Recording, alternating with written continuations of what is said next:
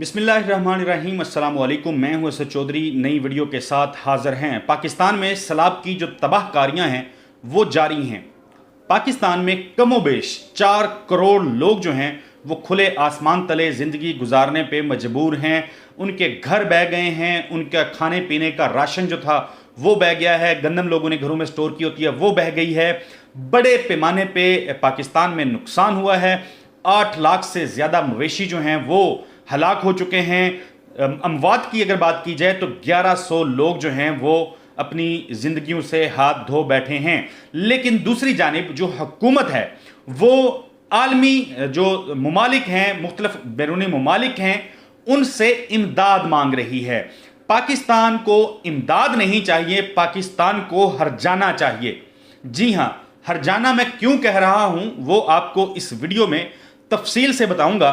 और अगर इस सैलाब के हवाले से बात करें तो इस सारी सूरत हाल पर एक वाज़े, मजबूत और भरपूर आवाज़ जो उठनी चाहिए थी, आलमी जो ज़मीर है उसको झंझोड़ना चाहिए था, वो देखने में नहीं आ रहा।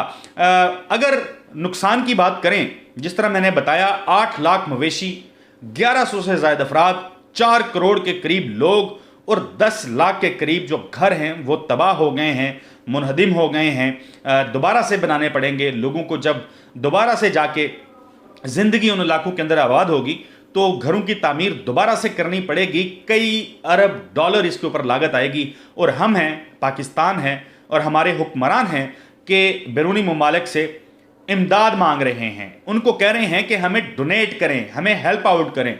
जबकि पाकिस्तान एक ऐसी पोजीशन के ऊपर है, ऐसा मामला है कि पाकिस्तान उनको हर्जाना अदा करने पे मजबूर कर सकता है। पाकिस्तान आलमी अदालत में जा सकता है। उसकी सबसे बड़ी और वैलिड रीज़न जो है वो क्या है, वो ये है कि पाकिस्तान में जो सैलाब आया है उसके हवाले से मुख्तलिफ लोग, अक़वाम मुत्तहिदा से के जो नुमाइंदगान हैं उनकी जानिब से ऐसे वर्जन सामने आए।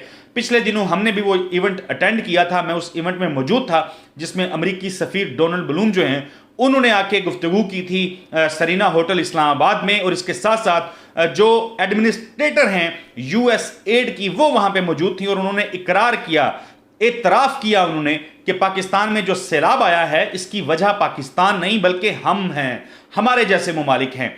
अब मामला इस तरह से है कि पाकिस्तान जो है वो ये जो सैलाब है, ये जो क्लाइमेट चेंज है, कार्बन एमिशंस की बात की जाती है तो इसकी सबसे जो कम यानी कह लें कि पाकिस्तान उन ममालिक में आता है जो माहौल को ख़राब करने में, इस क्लाइमेट चेंज की वजह बनने में कोई बहुत बड़ा कंट्रीब्यूशन जो है पाकिस्तान का नहीं है।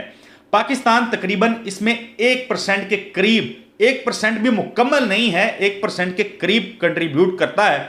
जबकि पाकिस्तान मौसमियाती तब्दीली से मुतासर होने वाले ममालिक की जो फहरिस्त है उसमें 7वें नंबर पे है।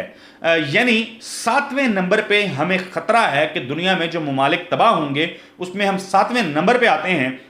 जब पाकिस्तान आलमी जो माहौल है उसकी तबाही का सबब नहीं बन रहा तो सबसे ज़्यादा मुतासिर हो रहा है। पाकिस्तान में क़यामत खेज़ सैलाब आया है और ऐसी ऐसी दास्तानें हैं। आज मैं एक अखबार पढ़ रहा था जिसमें बताया यह गया कि सिंध के अंदर एक बूढ़ी खातून को जब रेस्क्यू किया गया, जब उनको किश्ती में बिठा के खुश्की की जानिब ले जाया जा रहा था तो उस औरत के पास मौजूद एक वाहद बकरी, उसने किश्ती से छलांग लगा दी, पानी में वो ज़ाहिर है जा गिरी।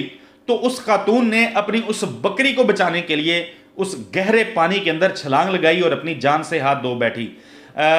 उन लोगों के लिए एक बकरी जो है वो कितनी कीमती है, लोगों के लिए उनका जो जिसको कहते हैं माश के जरिए वो कितने अहम हैं, लोगों को कितना डर है, खौफ है, फूड सिक्योरिटी का जो खतरा है कि लोग अपने जानवर बचाने के लिए किश्तियों से छलांगे लगा रहे हैं और अपनी जानें भी गंवा रहे हैं। वो खातून भी जाँ बहक हो गई और वो ना उनकी फिर डेड बॉडी मिली और ना ही वो बकरी जिसने छलांग लगाई थी वो उस पानी से मिल सकी। इस किस्म के हालात हैं।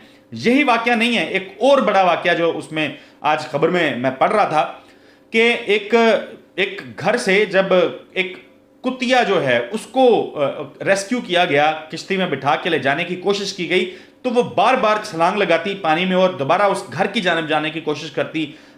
دو تین دفعہ ایسا ہوا اور پھر ریسکیو اہلکار جو ہیں وہ اس کو لے کے جب اس گھر میں پہنچے جس گھر سے اس کا تعلق تھا یا جہاں پہ وہ ٹائم سپینڈ کرتی تھی، تو بڑا حیران کن معاملہ جو ہے وہ دیکھنے میں آیا۔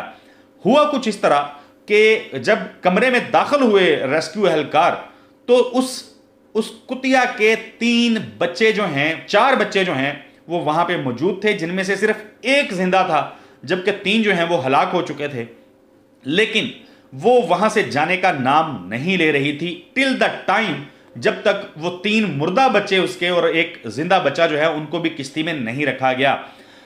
یہ تو ہیں وہ واقعات جو جانوروں سے مطلب ظاہر ہے ان کے حوالے سے ہیں، لیکن اتنے دل سوز قسم کے معاملات ہیں۔ لوگ اپنے بچے جو ہیں وہ پانی میں چھوڑ کے جا رہے ہیں، اپنی زندگیاں بچانے پہ مجبور ہو رہے ہیں۔ کئی ایسے خاندان ہیں، سینکڑوں ایسے خاندان ہیں جن کے بچے جو ہیں وہ پانی میں رہ گئے، کوئی کسی جگہ پہ شفٹ ہوا ہے، کوئی کس جگہ پہ شفٹ ہوا ہے، آپس میں رابطے نہیں ہیں، معاملات اس قسم کے ہیں۔ کچھ لوگ ایسے بھی ہیں جن کی اولادیں ان کے سامنے پانی کے اندر ڈوب گئیں لیکن وہ کچھ نہیں کر پائے۔